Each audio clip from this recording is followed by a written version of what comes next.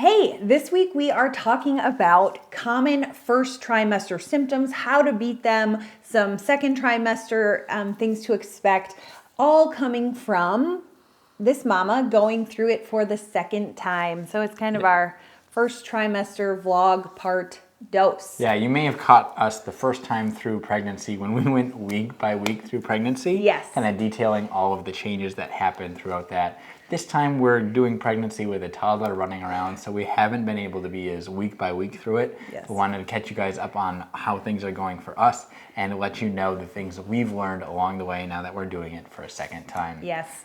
If this is your first time meeting us, I'm Sarah. I am a board-certified OBGYN, mom to a toddler with baby number 2 on the way. And I'm Kurt. I'm a board-certified pediatrician. And we are the Doctors Bjorkman.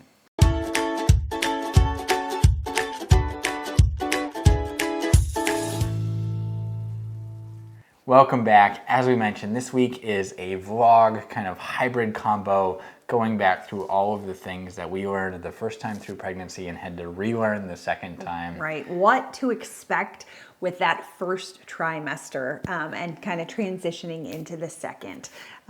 These things did not come as such a surprise this time around, but if this is your first pregnancy, want to prepare you for some of the very common first trimester symptoms that you may or may not experience depending on you and your pregnancy. And then give you some tools for what to do with them. Tricks, tips, as well as sharing, some things that have been different between the first and second pregnancy, as well as what some of you mamas out there have shared, that things that were very different between first and second pregnancy. So to kind of get started, let's talk about very, very common first trimester things. So when you think about being early pregnant, one of the things people think about is being nauseous, morning sickness, vomiting, really not feeling well. And this is really common. More than 80% of women experience some kind of nausea or vomiting during pregnancy. We have an entire episode all about nausea and vomiting in pregnancy, so definitely check that out if you find yourself in that boat. But tips for morning sickness. Number one, morning sickness is not the right name. Kind of all-day sickness. Maybe you're just nauseous at night. It really just depends on your flavor of nausea. But it can be really, really brutal. You can feel pretty miserable. You can be racing to the trash can in the middle of the day. And so things that I found helpful, other mamas find helpful, and the science says is helpful. So small, frequent meals throughout the day. Even having some saltines by the bed so that you can eat some crackers before you get up and going in the morning, and then kind of keeping your stomach full throughout the day. Not full's the wrong word, but keeping some food in your stomach throughout the day really seems to help people. Studies have shown that protein-rich meals, food, seem to help more. So peanut butter, nuts, protein bars, things like that are what the data shows. My experience was carby. Nibbling on carbs all day long seemed to help. Keeping some goldfish in my pocket. I feel like, first pregnancy, I'd eat a kind of a can of Pringles at night. And that seemed to help me a lot. But just kind of try to keep up with those small frequent meals and snacking throughout the day. If you need to keep a bagel in your pocket, no big deal. And I feel like the other big piece there is, especially if you're having emesis, actually throwing up, is staying hydrated is really, really important. Yes. And so keep in mind, if small frequent meals, some of the other things we talk about in that episode are ginger, ginger tea, ginger lozenges, sometimes sucking on like sour candy, so a lemon flavored candy or peppermint seems to help patients as well. So those are some things you can try. If that doesn't help, know that there are safe prescription medications that your doctor can prescribe you that are safe for you, safe for pregnancy, and make it so you are not so miserable all the time. And as Kurt said, if you're throwing up so much that you can't keep liquid down, you're not eating, you're losing weight, you need to touch base with your doctor because you may need to go to the hospital to get some IV fluids and get that under control. Yeah, and so while some nausea, vomiting is kind of Very. expected. Yes. Like if it's anything more than just a little bit, like talk to your OBGYN. Like there are things that they can do, and having a great OBGYN can help you out in terms of making it through that first trimester. Totally. On that note, you may luck out and be one of those people that just does not feel nauseous at all. Lucky you. Don't tell your friends. They'll be very, very jealous. But that can also be very normal. Don't be alarmed. Count yourself as one of the lucky ones because it can be totally normal. Do you feel like there was a difference in the nausea you felt between first pregnancy, second pregnancy? Better second time around, maybe? Better second time around. In pregnancy number 1, for those, like weeks 7 through 6 through 10-ish, I feel like at night I was just kind of low grade nausea constantly and thus constantly eating to try to help. This one, I don't know if it was all so different. It was an IVF pregnancy. I got pretty sick after my retrieval. And so it was all just very different. I don't know if I was just so feeling unwell overall. From the start. But did not have nausea, really. There's some like folklore that male pregnancies, not as much nausea.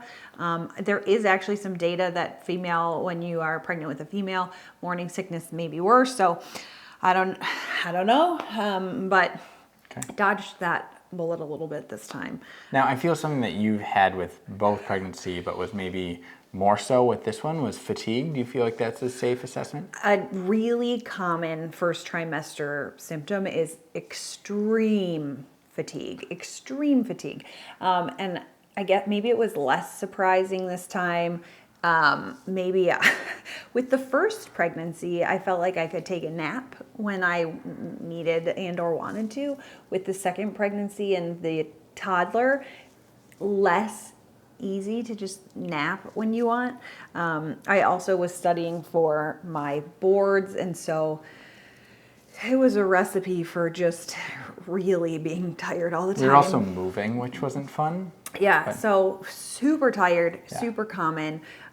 Rest when you can. If you are coming home and feel like you are ready to go to bed at 7 p.m., that's okay. Enjoy falling asleep on the couch.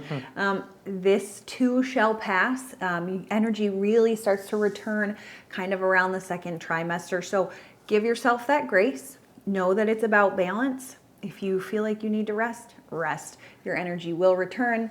If you want to get back to working out or just being able to stay awake at night, it's coming. But know if this is your first pregnancy, you may be super, super tired, and that's very normal. Yeah, and I think it's a good reminder for the partners out there too, to just expect some of these things and just allow your partner to lean on you and be supportive of them. I think kind of knowing what to expect is really helpful as a partner too, because you say like, oh, this is part of pregnancy, here's what can I do to support this, and to be proactive a little bit helps. Yes, you are growing a tiny human. It takes a lot of work and energy. Yeah. Other first trimester things that are pretty common for patients to experience are breast tenderness. Some people do, some people don't, but often in the early when you're taking that pregnancy test in those early weeks, you notice, oh, I feel like I have some breast tenderness, maybe some bloating, maybe more sensitive to smells, may even notice food aversions early, maybe really more sensitive to heat. And so these are really common. I know in my first pregnancy, I was very sensitive to heat. I couldn't even, high-waisted leggings are just a dream. And I remember not even being able to have my leggings up over my abdomen because I was like, I'm so uncomfortably warm. And so was really sensitive, would feel pretty nauseous if I got too warm.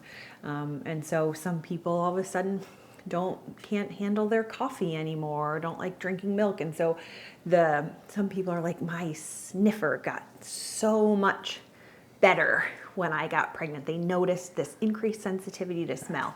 So it may be also something you notice. And then other things you may notice are changes in your bowel habits. So all of these things are kind of partially due to an rising progesterone. So as this pregnancy is developing, your hormones are starting to increase. Progesterone, estrogen, all of these things. Progesterone, so progestation, is the guilty one with a lot of these symptoms. It tends to slow everything down. It slows your bowels down. It slows your digestion down. So you may be constipated. Some people notice the flip side of that, where they have more loose stools. So again, different flavors of first trimester symptoms. And you may notice some GERD, heartburn, because again, that progesterone really slows down your gut motility, and you may find that you have increasing heartburn. So a bowel regimen, being aware of this, is a great idea. Miralax, Colace, your stool softener of choice. Go for it. Very safe in pregnancy, as well as some Tums or something to help with that acid reflux if you notice that. Those are kind of some pro tips for that. Other things that patients have questions about all the time: cramping, bleeding, what is normal, what is not, and how do you navigate that? So the thing I always, encourage patients to remember is you have this tiny little embryo that has to burrow its way into your uterus and form a connection between your maternal blood supply and little fetus. So there is going to be some bleeding at this interface between embryo and uterus, okay? And that's normal. And often it just gets resorbed and stays behind the pregnancy, and you don't notice it and you don't have any spotting. But up to a third of pregnant patients have some bleeding in the first trimester. And it can, I say this is never normal, but it's really, really common. One of the most common causes is a subchorionic hemorrhage, and we will have a video coming all about that. But, very common, especially in IVF pregnancies. I had a small one, did not know that I did. I didn't have any bleeding, but when I had my ultrasound, sure enough, could see this subchorionic hemorrhage.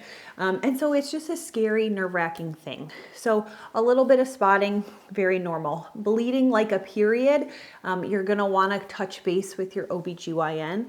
Not that there is anything you can do about it at this stage of the game, but if you do have significant bleeding, your OB would wanna think about giving you a medication called Rogam, depending on your blood type. If you are an A negative, a Rh negative blood type, and you have bleeding during pregnancy, Rogam is something that we give to patients. So something to think about. Very nerve-wracking. Check out our episode coming up soon. What do you think have been things that are particularly helpful for pregnancy, whether things that you did the first time that you wish you were doing better this time, or things that you didn't do well the first time through that you're doing now, or putting a focus on the second time through? I think the first time through, I did not exercise as much as I wanted to, knowing the benefits of exercise and wanting that to be a goal, and was very hit or miss. And I really was hurting at the end, like 20 to 34 weeks was kind of rough in terms of pregnancy pain. So SI joint pain, symphysis pubis SI dysfunction. is sacroiliac, so Yes, lower in butt the back. back You remember pain. all those little back massages you'd give me, and I had my little belt. And then after that kind of got better, I think around 26 or 27 weeks in the first pregnancy, then I started having symphysis pubis dysfunction, so SPD pain, where it was like hard to put on shoes or roll over in bed or, walk upstairs. And so this time I was like, I need to be stronger. I need to keep moving. I want to do more exercise. And it hasn't been tremendously more, but it's been more. And we've been making it, even just walking more regularly. Yeah, and some of that's probably chasing the baby around, but you you can't not be moving, I feel like, when you have a toddler. And so I think that has been a difference. I have felt, and we'll talk about this in a little bit, some other differences people experience in the second pregnancy are just, you're busier.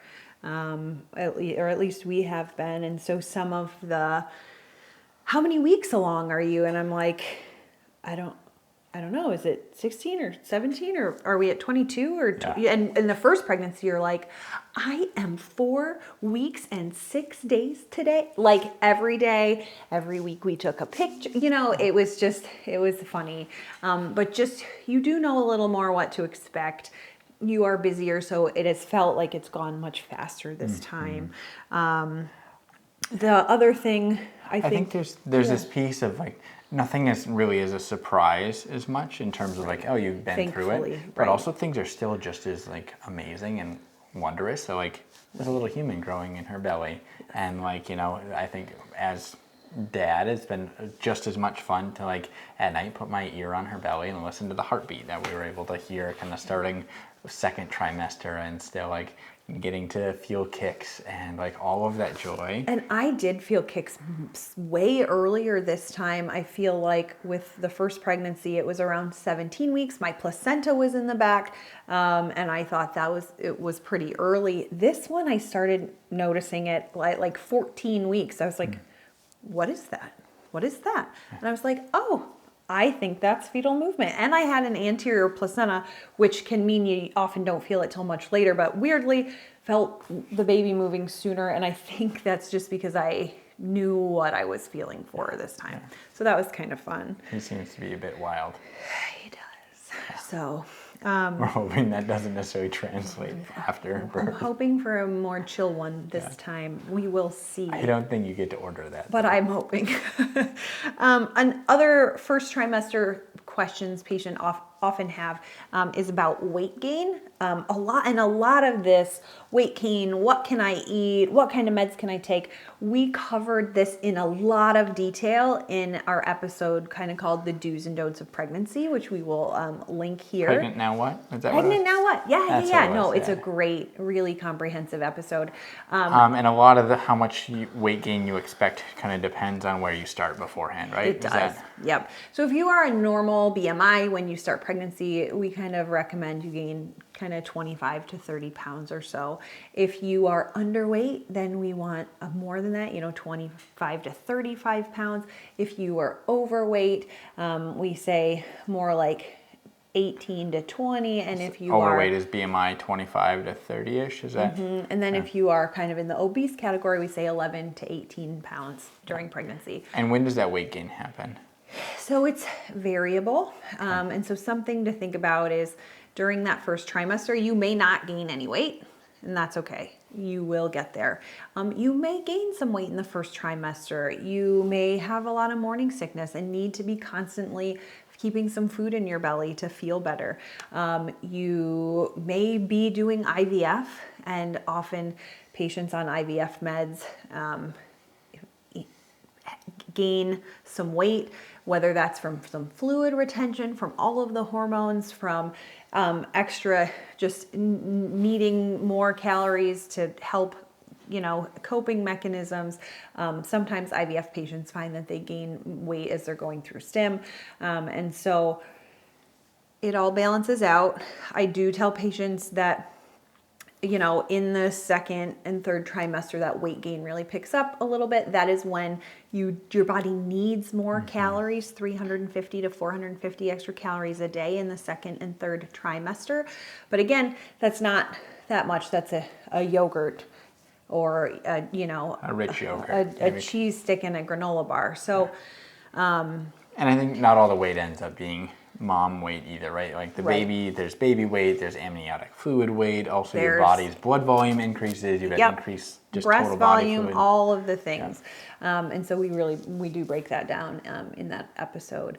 So don't be alarmed if you don't gain weight. If you find yourself losing weight because you are so sick, again, talk to your OB, because we want to, make sure you're getting enough fluid, your electrolytes are normal, and we don't want you suffering because that can be pretty miserable. Last but not least, kind of other question patients tend to want to know is like, hey, what meds can I take during pregnancy? What's safe? I have a headache. I have, I'm constipated. What can I take? So we generally if you need some kind of pain medication, roll your ankle, have a headache, we say start with Tylenol. We recommend not taking NSAIDs, Motrin, ibuprofen during pregnancy. Aspirin, and the big reasons for that, especially later in pregnancy, second, third trimester, can potentially affect kidneys of developing baby, and also a special extra blood vessel that babies depend on, the PDA. Yes. If your doctor may be prescribing aspirin for you. There's great data that it can help with preeclampsia prevention in certain patients. If you have other blood clotting issues, your doctor may have you on aspirin, and that is very, very safe. So again, follow your doctor's recommendations, but no, general pain medication that is our go-to is Tylenol. Also, definitely want to make sure you're taking your prenatal vitamin. This is a great one to be on, before you get pregnant. But if you find yourself pregnant, now is a great time to make sure you are on that prenatal vitamin that has at least 400 micrograms of folic acid. There is a whole debate about folate versus folic acid. All of the studies that have been done thus far about prevention of neural tube defects have studied folic acid, and the number for that is 400 micrograms. It is in most standard prenatal vitamins, so just check. Do you have a favorite prenatal vitamin? Or I how does don't. someone find a good one? Whatever is, maybe you have some insurance coverage for something, that's a great way to do it. Whatever your grocery store carries, and then if some people can't tolerate vitamins, you're nauseous, it's the first trimester. Sometimes chewy, like a gummy prenatal, can be very helpful. Those don't have iron in them, so if you find yourself needing iron during pregnancy, you'll have to switch back. I have used, what have I used? Enfamom, I've used Ritual. Yeah. I've used whatever the drugstore had. All have been fine. I found maybe I did a one a day for a while that I felt like I was burping up vitamins. So that was why the Ritual has this like lemony aftertaste. So that was better. But definitely that one, I think, costs more than most of the others you've tried. It does. There's some very, very fancy prenatals out there. Not necessary. As long as they've got 400 micrograms of folic acid. Yep. And something with some omega-3s. DHA is also a good thing to look for. So just thinking back now after this first and second trimester, what are things that have you noticed anything different? Anything been different for you this pregnancy, dear? I think, as already mentioned, the big things are like just that you've done it before, and so there aren't as many surprises, but like it's still just as exciting. Then just you're busier. You're busier because you've already got a kiddo on the ground that keeps you occupied. Yeah. So there are some really special things, about it being a first pregnancy, and a little bit of that anxiousness and having time to read and do all those things, and that is a really special time. I polled our Instagram community to say, hey, I shared this meme, which we can put up here, of like differences in planning for the first pregnancy versus second baby. And I found it was very true. With the first one was much more detailed, analytical, reading, taking bump pics, doing all these things. And with the second one, it's like, man, we're going to have a baby here. We should get ready for it. And so I asked the IG fam, hey, what are things that you found different between your first and second pregnancy? And resonated with a lot of these things. Someone said, LOL, I forget that I'm pregnant. And that is certainly a very real thing. You're just like, I got things to do. Yeah. Baby's in pulling all the toilet paper off the roll. You're just busy. People said, I didn't stress as much about the little details compared to the first because I knew what to expect. Someone mentioned, I no longer nap whenever I'm tired or need a rest. Feel that so deeply. Some people said less nausea, less stress, you know what you're doing. And some people said nausea was way worse. Someone did mention first trimester with a girl was horrible compared to boy. So there's another interesting one. Way less bump pics. Way less bump No pics. time because there's a toddler. So far it sucks exponentially more. So you may get the flip side that your second pregnancy is way worse. Yeah. Little things don't matter as much. I think that's a time for it. This person said I'm only 8 weeks with number 2, but more body aware, which I found I noticed those kicks a lot earlier. This person said more energy, sick more, but not as strict about avoiding lunch meetings. So there's just some things that you're very hyper aware of in the first pregnancy, which is wonderful. Like, give that to yourself. It's so fun. It's an exciting and terrifying time. A lot bigger, a lot faster, and achy sooner. So some people do notice physical body changes sooner. Your core is just not always as strong as it was the first time around. And so you may notice that you start showing sooner. Your bump is a little bit fuller sooner. I definitely gained weight sooner this time. My first baby was perfect, and I wondered how I could possibly hope for that 2 times in a row. That's my mom, and I'm the first baby, so thanks, Mom. Less naps. Oh, yeah. I forget which week I'm in. I don't care about the nursery being ready. Oh, that 100%. I think also just like the perseveration over what you need to bring baby home is also nice in terms of, we talked about like packing a bag for the hospital and what to have in your nursery and did all of these things like very 32 detailed. weeks and still don't have anything set up. Nursery was done at 20 weeks with the first baby. Yeah. And so some of that is like you have the stuff from your first kiddo, so you don't have to do as much and you kind of know the things. But also like, I think maybe that's something we can do in the upcoming weeks in terms of like what are the things we found really important for a hospital bag? Right. What are the things that are really important for the nursery? Right. Ha, poor second child. That's all I have to say. Because that first one gets all of your... The new things. Yes. Less planning, less bump picks. Didn't even have the car seat installed when my water broke. So much more tired. Parenting a toddler, older, depressed, all of the above. Someone asked me how many weeks I was today, and I honestly did not know. Yes, I feel that. I think I've taken 1 bump pick, whereas last time went week by week. So we're gonna try to go week by week with baby this time. For all of you and to document that.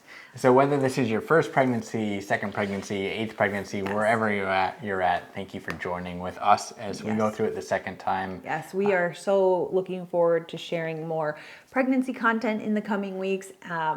Getting ready to go back to the hospital and have another baby, setting up a nursery here before this kid shows up, as well as then kind of going week by week through little baby growing up. Yeah. Anyway, we'll see you guys next week. Bye, guys.